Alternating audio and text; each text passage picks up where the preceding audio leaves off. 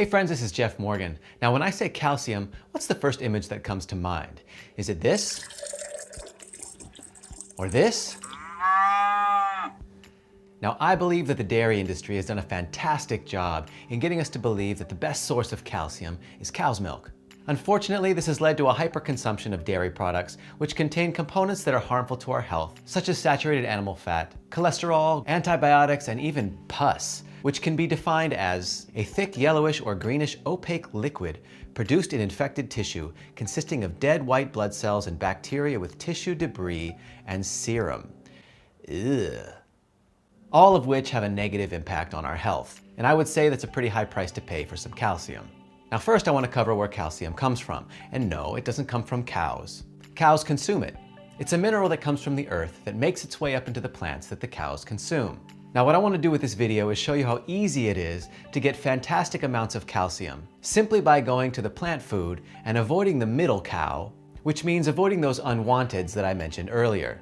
Now I want you to do your best to remove the association between the words white and calcium.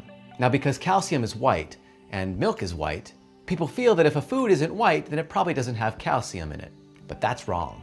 Another association I want to help change with you is with calcium and bone strength. Now, although calcium is associated with bone health and strength, many scientists believe that exercise has more to do with preventing osteoporosis than calcium intake does. So that being said, some plant foods that are high in calcium are collard greens, Brussels sprouts, kale, sweet potatoes, chickpeas, navy beans, soybeans, tofu, dried figs, and calcium-fortified plant milks provide adequate amounts as well. Now let me show you an example of how easy it is to get calcium in your diet from plant foods. If I go to Cronometer.com and add some of the foods I'm eating today, for instance, for my salad, I'm combining 2 cups of chopped spinach with 2 cups of chopped kale. I'll add 2 tablespoons of tahini for dressing.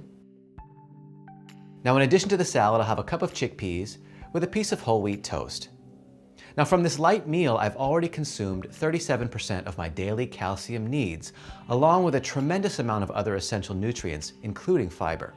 Now it's not necessary to go for the entire amount that you need in one meal, and best if your nutrients are spread out throughout the day. Now if you're a fan of soy products like I am, and you add foods like tofu and soybeans, which contain large amounts of calcium, you'll be getting to that 100% a lot quicker, as you can see here.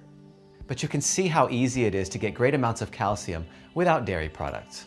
To see an incredible interview video on the scary truth about dairy with Dr. Michael Klaper, you can click on the video link up here or down in the description.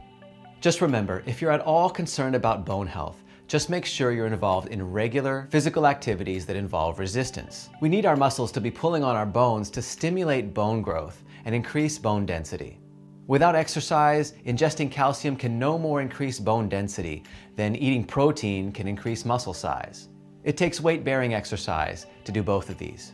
There are plenty of plant foods that contain great amounts of calcium. All you really need to do is an online search to find them.